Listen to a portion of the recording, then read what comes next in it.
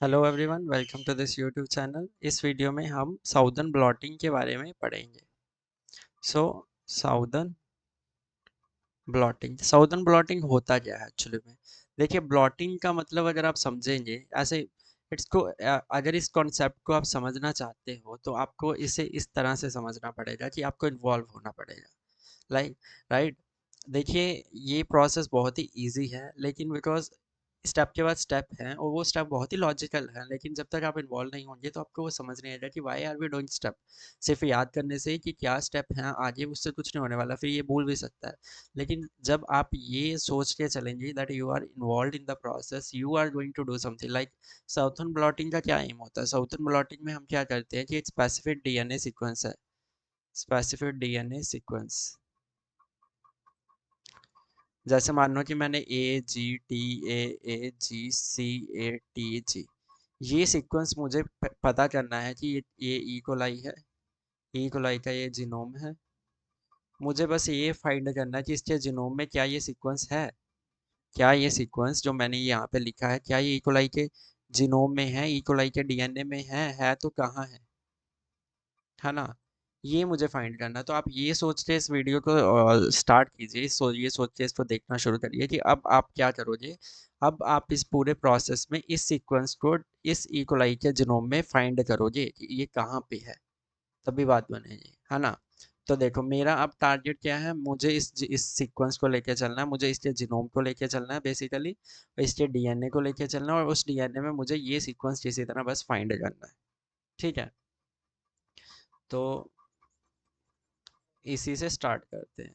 देखिए, ब्लॉटिंग का मतलब क्या होता है? ब्लॉटिंग का मतलब होता है जैसे आप अपने थंब पे इंक लगा लें और देन उस थंब को जिस पे इंक लगी हुई है उसको किसी पेपर पे लगा दें। तो क्या होगा, आपके थंब से वो इंक जो है पेपर पे भी लग जाएगी। बस ब्लॉटिंग वर्ड का मतलब इतना ही है कि आप किसी छाप को छोड़ना। जैसे यहाँ पे हम प्लॉटिंग की बात करें तो यहाँ हम हिंट की बात नहीं करेंगे, हम बस बात करेंगे कि हमें डीएनए को किसी जगह से जेल से, बेसिकली जेल से हमें किसी पेपर पे उसकी छाप छोड़नी है, मतलब इस तरह से उन दोनों को जोड़ना है जिस तरह से कि वो डीएनए जेल से उस पेपर पे चला जाए। ये मतलब है ब्लॉटिंग का। Although this technique is not about blotting, southern blotting contains blotting as its part। ये टेक्निक में और पार्ट्स हैं, ब्लॉटिंग उसमें एक मेन हिस्सा है। ठीक है, और इसका नाम जो है ये एडवर्ड साउदर्न ने दिया था, तो इसलिए इसका नाम साउदर्न ब्लॉटिंग है, and it's a very revolutionary technique. बहुत ही इंपॉर्टेंट टेक्निक है, बहुत ही इंपॉर्टेंट। इसका यूज़ ऑलमोस्ट हर एक बायोटेक्नोलॉजिकल बायोटेक्नोलॉजी की जो भी टेक्निक्स हैं, बहुत सारी टेक्निक्स में इसका इस्तेमाल किया जाता है, like DNA fingerprinting and all.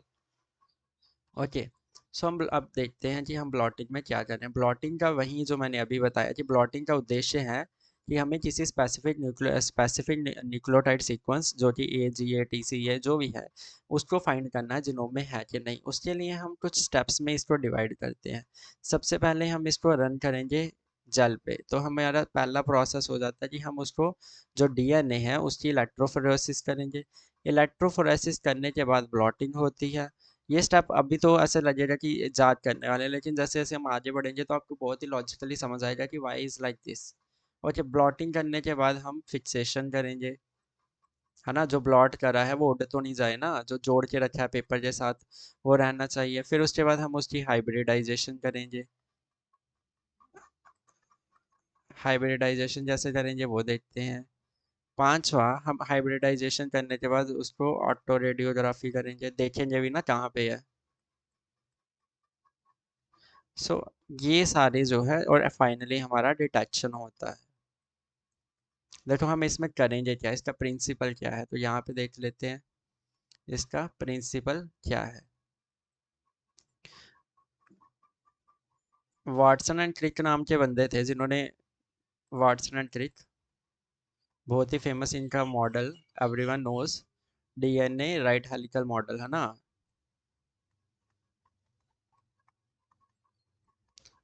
तो उसमें एक इन्होंने बताया था कि A always pairs with T, G always pairs with C through 2 and 3 bonds respectively, hydrogen bonds.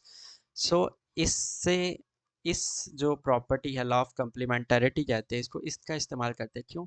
देखिए हमने जो डीएनए सीक्वेंस फाइंड करना था, मानो वो ATG A C C A T G है ना, ये सीक्वेंस फाइंड करना है। तो अगर मेरे पास एक सीक्वेंस हो जिसमें इसमें टी हो, इसमें ए हो, सी हो, टी हो, जी जी टी ए सी, अगर मेरे पास ये सीक्वेंस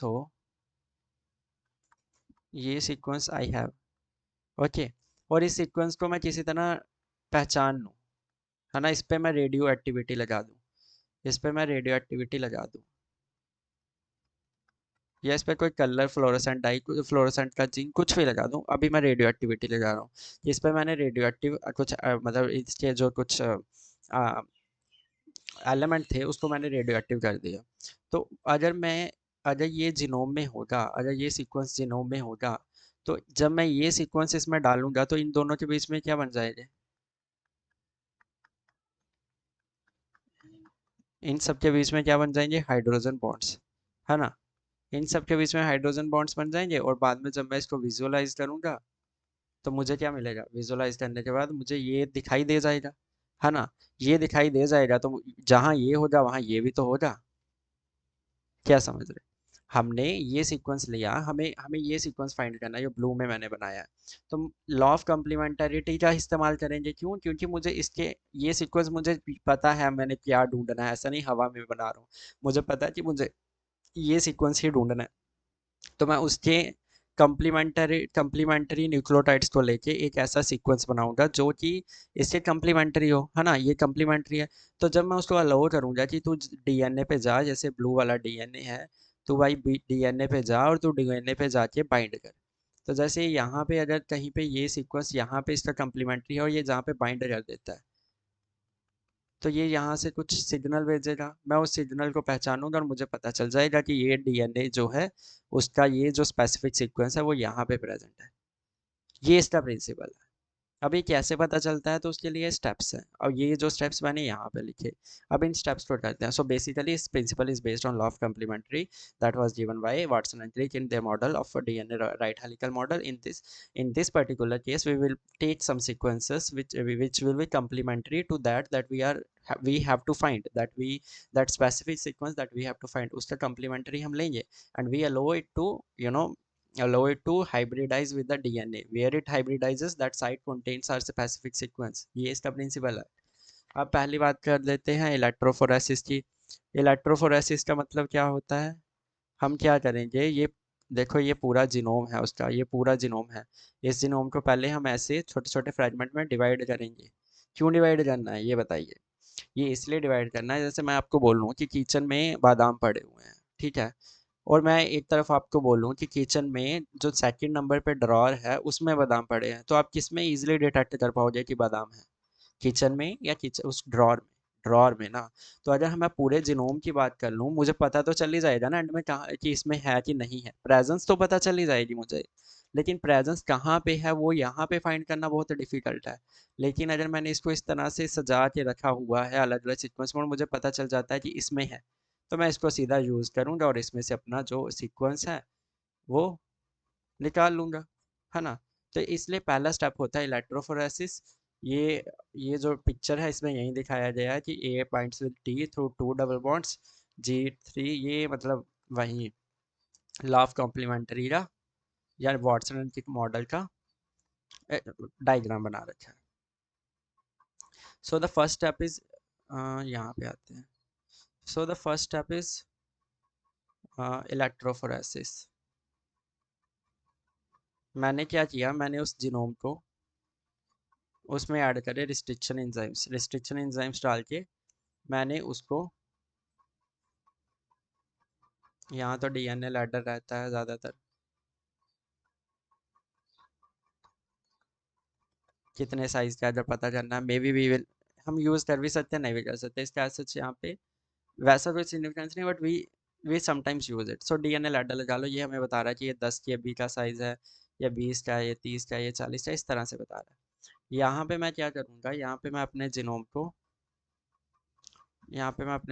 को जो भी हमारा जीनोम है उसको प्लस कुछ रिस्ट्रिक्शन एंजाइम्स डाल के, ताकि वो फ्रेगमेंट्स में टूट जाए, है ना। तो मैं उसको ऐसे कर लूँगा, मानो ये एक, दो, तीन, चार, ऐसे चार फ्रेगमेंट्स आ गए। ठीक है, इनका साइज तो कॉरस्पॉन्डिंग हम पता लगा ही लेंगे, उससे हमें अभी कोई मैटर नहीं है। ये चार ये एक, दो, तीन, चार, चार बैंड्स आ गए।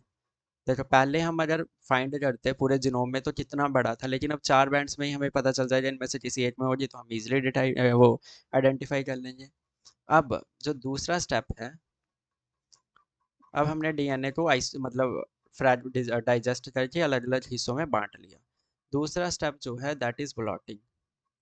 अब हम जेल में तो कुछ कर नहीं सकते है ना, ये तो जेल है, ये यहाँ पे नेगेटिव चार्ज होता है, ये प्लस होता है।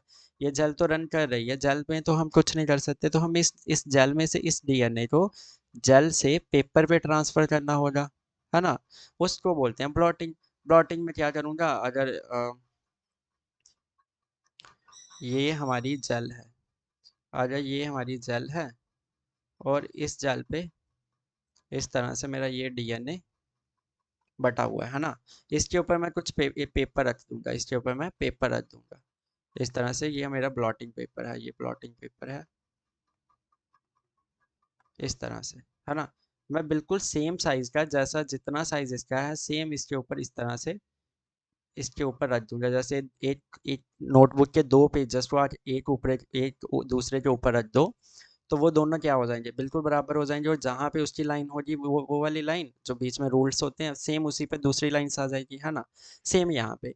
तो अब क्या होगा, ये डीएनए, ये जो रेड वाली था, जो हमारी ऊपर नाइट्रोसेल्यूलोज, नाइलन या नाइट्रोसेल्यूलोज यूज करते हैं। अब आप ये भी पूछ सकते हो कि नाइलन और नाइट्रोसेल्यूलोज ही क्यों यूज करते हैं, सिंपल पेपर क्यों नहीं यूज करते, है ना। नाइलन और nitrocellulose they are positively charge, DNA is negatively charge. हमें चाहिए ना ये ब्लॉटिंग पेपर पे, यहाँ पे ये जो डीएनए है हमारा ये चिपका भी रहे। डीएनए को हमने सिर्फ टच थोड़ी ना करवाना है, इसको हमने यूज भी तो करना है। तो ये यहाँ पे चिपका रहे थ्रू इलेक्ट्रोस्टैटिक इंटरेक्शन, इसलिए हम नाइलन और नाइट्रोसेल्यूलोज को यूज करते हैं। नीचे है हमारा जेल, उसके ऊपर है ये ब्लॉटिंग पेपर। लेकिन ये इतनी जल्दी थोड़ी ना चिपक जाता है, इसके लिए हम क्या करते हैं, यहाँ पे देखिए, ये देखिए, ये हमने डीएनए को इलेक्ट्रोफोरेसिस करने के बाद हमारे पास ये कुछ सेगमेंट्स आ गए।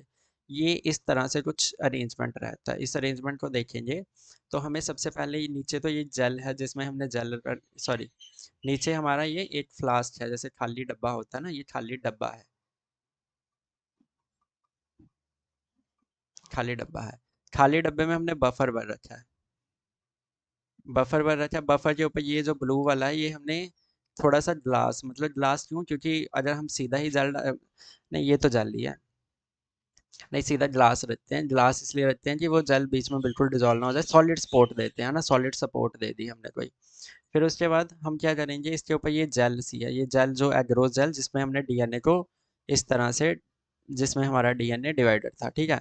उसके ऊपर ये ग्रीन जो दिख रहा है आपको बीच में, इसको बोलते हैं ब्लॉटिंग पेपर, या सॉरी नाइट्रोसेल्युलोज शीट और नाइलन की शीट, है ना।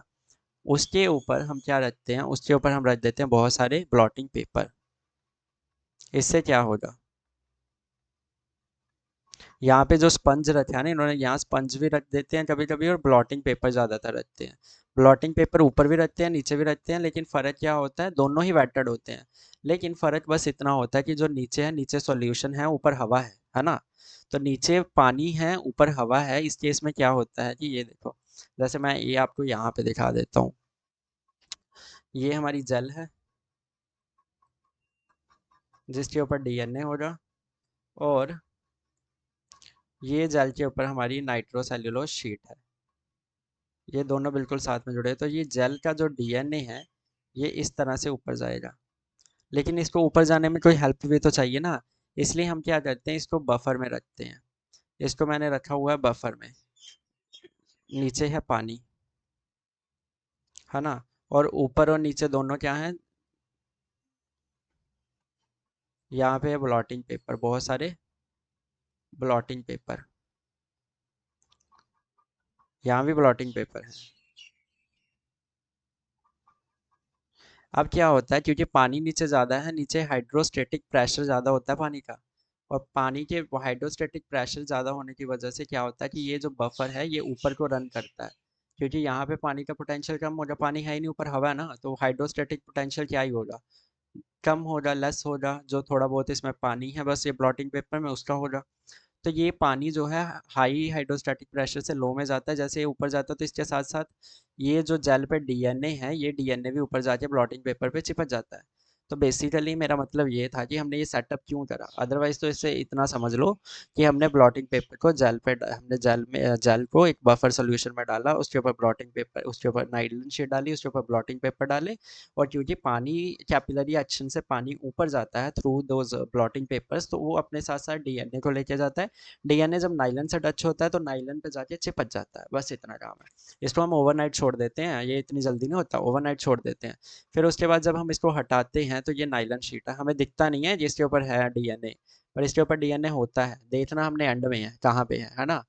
तो इसके ऊपर नाइलन शीट पे डीएनए होता है। तो हमारा ब्लॉटिंग वाला भी हो गया। तीसरा पार्ट जो हमारा आता है वो है फिक्सेशन।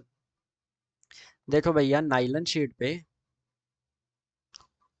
ये अगर नाइलन की शीट थी, ये नाइलन शीट थी, इस पर डीएनए आ तो गया, हल्का हल्का डीएनए आ ही गया, लेकिन ये डीएनए बाद में हम इसको जब प्रोसेस करेंगे तो कहीं ये डीएनए छूट ना जाए, कहीं ये डीएनए रिमूव ना हो जाए।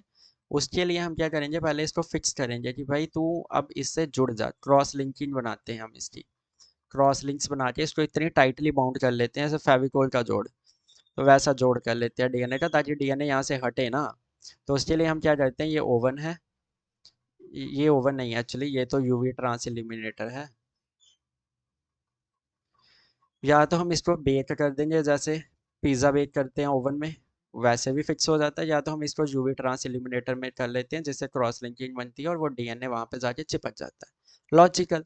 हमने सीधा डीएनए को फ्रेगमेंट्स में काटा, उसके बाद डीएनए को प्लॉट करा, एक पेपर पे ट्रांसफर करा नाइलन पे, और उस पे अब फिक्स किया उसको, बस अभी तक तो बहुत ईजी है, आगे भी इजी है।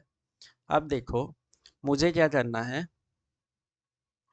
मुझे, अगर मैं इसमें डीएनए की बात करूं, ये जो डीएनए है इसको खोल के बताऊं तो ये डीएनए कुछ इस तरह से होगा, है ना।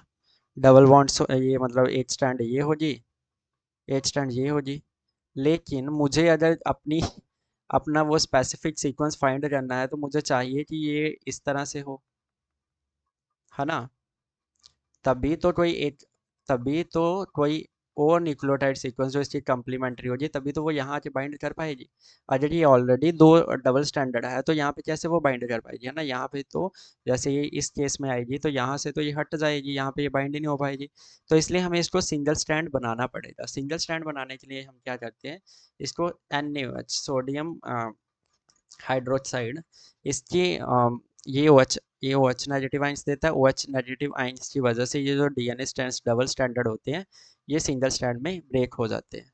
ये इंपॉर्टेंट है, क्योंकि अगर हम डबल स्टैंडर्ड रहने देंगे तो फिर हम जो मर्जी कर लें हाइब्रिडाइजेशन, ये हम कभी न्यूक्लियोटाइड सीक्वेंस को नहीं फाइंड कर पाएंगे। उसके लिए एक्सपोज तो होने चाहिए, उसके लिए कॉम्प्लीमेंट्री फॉलो होने के लिए भी तो दो सिंगल स्टैंड चाहिए। सो ये हमने थर्ड स्टेप में करा, जब फिक्सेशन के बाद हमने उसको, फिक्सेशन के बाद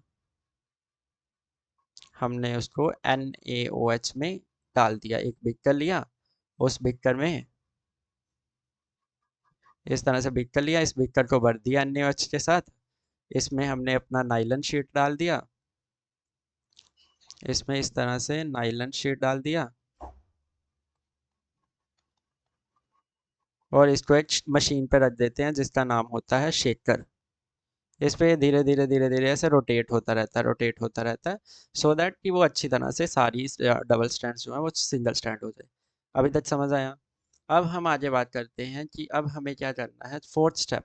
अब हमने इससे हटा भी लिया, है ना, अब हमारा डीएनए सिंगल स्टैंड भी हो गया। अब चौथा स्टेप होता है हाइब्रिडाइजेशन। हाइब्रिडाइजेशन का क्या मतलब है, वही जो हमने अभी बताया ऊपर, कि हमें इस सिंगल स्टैंड डीएनए पे अपना जो हमें फाइंड करना है, जो सीक्वेंस हमें फाइंड करना है उसके कंप्लीमेंट्री कोई सीक्वेंस डालना पड़ेगा, और उस कंप्लीमेंट्री सीक्वेंस का इस डीएनए के साथ बाइंड होना, इसको बोलते हैं hybridisation, the binding of the probe. इसको कॉम्प्लीमेंट्री सीक्वेंस को हम प्रोब बोलते हैं, ठीक है। इस तरह से हमने प्रोब डिज़ाइन किए होते हैं जिनका सीक्वेंस इसके कॉम्प्लीमेंट्री होता है।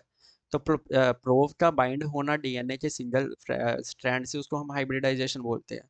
तो ये हाइब्रिडाइजेशन आ गया। हाइब्रिडाइजेशन में हम क्या करेंगे, हाइब्रिडाइजेशन में हम पहले तो हाइब्रिडाइजेशन करने से पहले एक बफर होता है जिसको हम बोल देते हैं प्री हाइब्रिडाइजेशन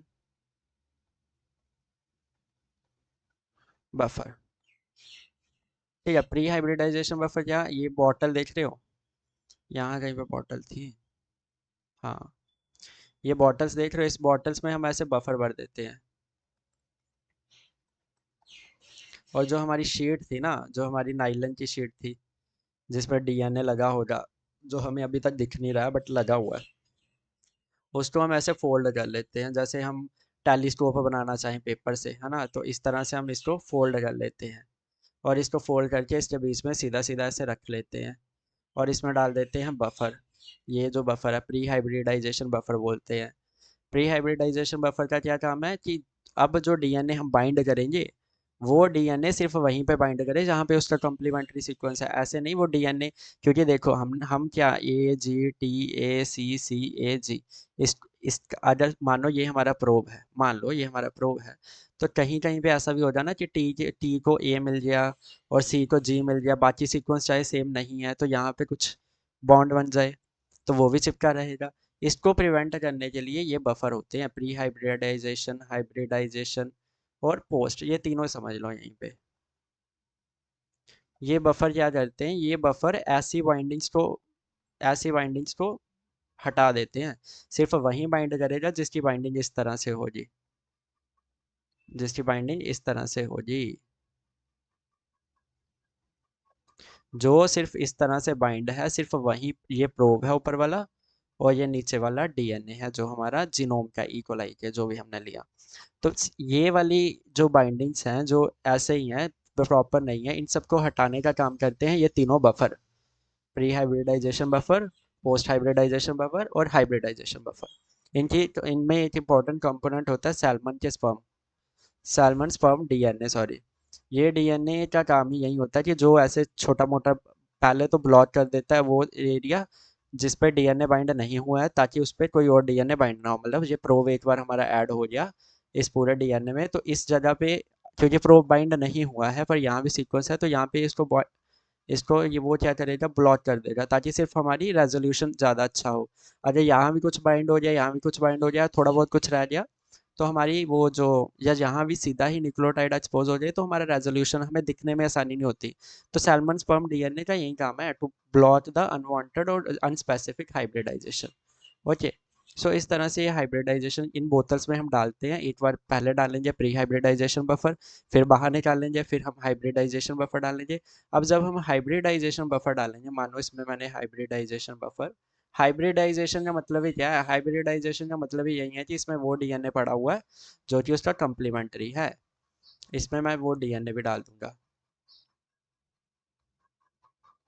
ये कम्प्लीमेंट्री डीएनए, सॉरी ये प्रोब, प्रोब है ना, प्रोब का मतलब ये होता है वो डीएनए का सीक्वेंस AGTAC जिस पे मैंने रेडियो एक्टिविटी लगा रखी है, यही मुझे पहचानने में मदद करेगा कि मेरा इस शीट में मेरा डीएनए कहाँ पे है, तो इसके अंदर मानो ये शीट है, ठीक है, तो ये प्रोब वहाँ वहाँ पे बाइंड करेगा जहाँ जहाँ पे इसके कम्प्लीमेंट्री डीएनए होगा, ये हाइब्रिडाइजेशन बफर में ऐड करते हैं। तो ये पूछे कोई कि आप प्रोब कब डालते हो, तो प्रोब हम तब डालते हैं जब हम हाइब्रिडाइजेशन बफर डालते हैं। अभी आप ये मशीन भी देख रहे हो, ये मशीन क्या है, तो ये मशीन जो है हाइब्रिडाइजेशन में रोटेटर की तरह काम करती है। इसके ऊपर जो आप ये देख रहे हो ना, इस पे हम ये बोतलें रखी हुई हैं, ये बोतलें हैं, तो ये क्या करता है, ऐसे ऐसे घूमता है, जैसे मोटर नहीं घूमती है, ऐसे ऐसे ऐसे ऐसे ऐसे इस तरह से बॉटल को घुमाता रहता है ताकि अच्छे से वो by hybridisation buffer, pre hybridisation, post hybridisation, ये सारे अच्छे से मिक्स हो जाए। अभी तक हो गया समझ कि प्री हाइब्रिड, अब हमारे पास क्या हो चुका है, अब हमारे पास जो डीएनए है, ये हमारा मानो कि प्रोब है जिसको हम पहचान सकते हैं, ये प्रोब है जिसको हम पहचान सकते हैं, और ये हमारा डीएनए है पूरा, डीएनए तो चलता जाएगा, प्रोब कहीं कहीं पे ही बाइंड हुआ होगा ना।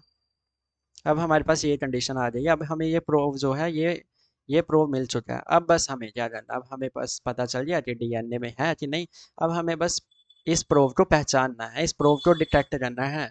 तो उस प्रोसेस को हम बोलते हैं, जो लास्ट वाला स्टेप था उसको हम बोल देते हैं ऑटो रेडियोग्राफी।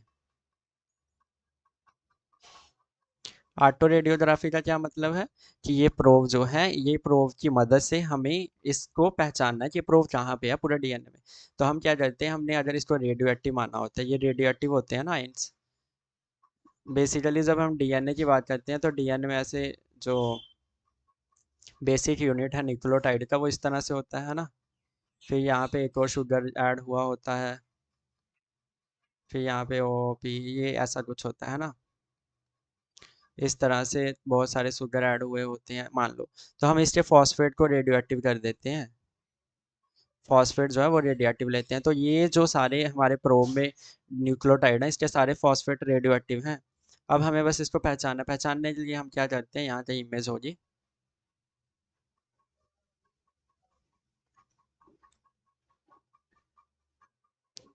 पहचानने के लिए हम ये इस तरह के कैसेट होते हैं, इसको बोलते हैं कैसेट। ये लाइट प्रूफ होते हैं, इसमें लाइट नहीं जाती है। हम इस कैसेट में अपना वो नायलन की शीट डालते हैं अंदर, और उसके साइड पर डाल देते हैं एक्सरे की फिल्म, और इन दोनों को कर देते हैं ऐसे, या ना इन दोनों को कर देते हैं बंद, जिसकी वजह से ये रही हमारी नायलन की शीट। जैसे प्लॉटिंग में हुआ था कुछ वैसा ही, है ना, जैसे दो शीट्स चिपकी हुई थी आपस में एक के ऊपर एक, वैसे हम सेम एक्सरे का वो लेते हैं, इसके ऊपर एक्सरे वाली ऐसे चिपक जाती है। तो जहाँ जहाँ पे वो डीएनए होता है रेडियो एक्टिव, वो वहाँ वहाँ से रेडियो एक्टिव रेस छोड़ता है ना, रेडियो एक्टिव रेस छोड़ता है, एमिशन होता है। वो रेस यहाँ जहाँ पे छोड़ता है अपने एक्सरे पर, वहाँ वहाँ पे डार्क बैंड बन जाता है। ये एक्सरे है, एक्सरे फिल्म जहाँ जहाँ पे हो जाए वहाँ वहाँ पे डार्क बैंड बन जाता है। इससे हमें पता चल जाता है कि हमारा डीएनए कहाँ पे था। अगर हमारा डीएनए यहाँ पे था, अब मैं जेल पे जाऊँगा, अब बस मुझे कुछ नहीं करना, अब मैं जो जेल रन करी थी मैंने, क्योंकि ये यहाँ पे खत्म नहीं ना हो जाता काम, हमने सिर्फ पहचानना, क्यों पहचानने के पीछे कोई रीज़न तो होगा ना। हम क्यों ढूंढ रहे हैं इस न्यूक्लियोटाइड सीक्वेंस को, क्योंकि हमें उससे काम चाहिए, हमें उस जीन को बाहर निकाल लेंगे, उस जीन से काम लेंगे। तो हम क्या करते हैं, जो सबसे पहले हमने जेल रन करा था उस जेल पे जाता हूँ मैं, और उस जेल पे देखता हूँ, वहाँ पे तो बहुत सारे बैंड्स होंगे ना। उस जेल पे ये वाले बैंड जिस जहाँ पे होंगे, मतलब ये इस तरह इतने साइज का तो नहीं होगा, ये पूरा एग्जैक्टली सेम साइज का होता है जैसे ये है। सॉरी, इसको इग्नोर करो। इस साइज का होगा, सेम इस साइज का। तो ये मुझे एक्सरे फिल्म मिल गई, और मानो इस एक्सरे फिल्म में इसके कॉरस्पॉन्डिंग मुझे एक बैंड मिला, और इसके कॉरस्पॉन्डिंग मुझे एक बैंड मिला। तो मुझे इससे क्या पता चला, मुझे इससे ये पता चला कि उस जो जेल इलेक्ट्रोफोरेसिस था, उसमें जो जेल इलेक्ट्रोफोरेसिस था उसमें इस वाले बैंड में हमारा डीएनए है, जो मैंने डीएनए ढूंढना था, और इसमें इसमें भी है। तो मैं क्या करूँगा, मैं बस इन वेल्स को निकाल लूँगा, और इनमें से मेरा जो डीएनए निकलेगा, उस डीएनए में मेरा स्पेसिफिक सीक्वेंस होगा। कितना लॉजिकल था, है ना। तो बस यही साउथर्न हाइब्रिडाइजेशन है। आप यहाँ पे देखो, ये यहाँ कहीं पे लिखा होगा, इस तरह से हमें ये सिल्वर की वो जो, ये देखो इस तरह से हमें ये जो वो थी एक्सरे की फिल्म है, उस पर डार्क बैंड्स दिख जाते हैं, ऐसे ये डार्क बैंड है, ये डार्क बैंड है, ये डार्क बैंड है। इसे हम रिकॉग्नाइज कर लेते हैं, है ना। I think this much is enough for this. तो ये तो जाल रन करके ये सब बताया गया। ये बता रहा है कि जो हमारा डीएनए था, जो हमने प्रोव लिया था, प्रोव का डीएनए क्या करता है, ये जो एक्सरे है, एक्सरे फिल्म, उस पे जाके उसका जो सिल्वर आयन है, सिल्वर आयन्स हैं, उसको कहाँ गया, रिड्यूस करता है सिल्वर मेटल में। तो जहाँ जहाँ वो सिल्वर मेटल में बनता है, वहाँ वहाँ वो ब्लैक हो जाता है। तो इससे हमें पता चल जाता है कि इस जगह पे हमारा रेडियो एक्टिव प्रोव प्रेजेंट है। तो हम बस प्रोव को ढूंढ रहे हैं। I hope this is clear. तो हम एक बार स्टेप सारे वापस से देख लेंगे। हमें फाइंड करना है एक स्पेसिफिक डीएनए सीक्वेंस, जैसे मैंने यहाँ पे बोला कि मानो मुझे ये डीएनए सीक्वेंस फाइंड करना है, ATGA CC ATG। तो मैं क्या करूँगा, इसके रिस्पेक्ट में खुद एक, इसके कम्प्लीमेंट्री खुद एक सीक्वेंस डिजाइन करूँगा, और उसके फॉस्फेट आइंस को रेडियो एक्टिव कर दूंगा। रेडियो एक्टिव क्यों करूँगा, क्योंकि वो सिग्नल देगा, वो मुझे बताएगा एंड में कि भाई मैं यहाँ पे हूँ, है ना। मुझे थोड़ी दिखेगा, वो तो कुछ करेगा ऐसा, वो रंग छोड़ेगा कोई, या कोई कलर देगा, तभी तो मुझे पता चलेगा वो वहाँ पे है कि नहीं। तो सबसे पहले मैंने डीएनए को इलेक्ट्रोफोराइज करा, डीएनए फ्रेगमेंट्स बनी। उस फ्रेगमेंट के ऊपर सेम ही साइज का मैंने नाइट्रोसेल्यूलोज शीट बनाया, जो शीट थी उसको चढ़ा दिया।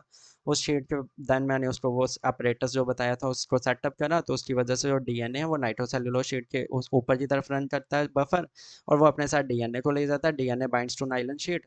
अब बाइंड होने के बाद उसको फिक्स करता हूँ मैं भाई हीटिंग से या फिर यूवी ट्रांस इल्यूमिनेटर से। उसके बाद मैं उसको हाइब्रिडाइज कर देता हूँ, फिर मैं उसको NaOH भी करता हूँ, सोडियम हाइड्रोक्साइड आयन से वो ट्रीट करता हूँ ताकि वो सिंगल स्टैंड बन जाए। जब सिंगल स्टैंड बन जाता है तो मैं उसके साथ प्रोव ऐड कर देता हूँ उसमें। इसको बोलते हैं हाइब्रिडाइजेशन। प्रोव ऐड करने के बाद उसको मैं एक एक्सरे फिल्म के साथ जोड़ के रख देता हूँ एक लाइट प्रूफ कैसेट में, जिसकी वजह से जहाँ जहाँ पे वो प्रेजेंट होता है वहाँ वहाँ पे डार्क बैंड बन जाता है। ये है हमारा साउथर्न ब्लॉटिंग के बारे में। आई होप ये आपको समझ में आया होगा। Do let me know in the comment section. Thank you for watching this video.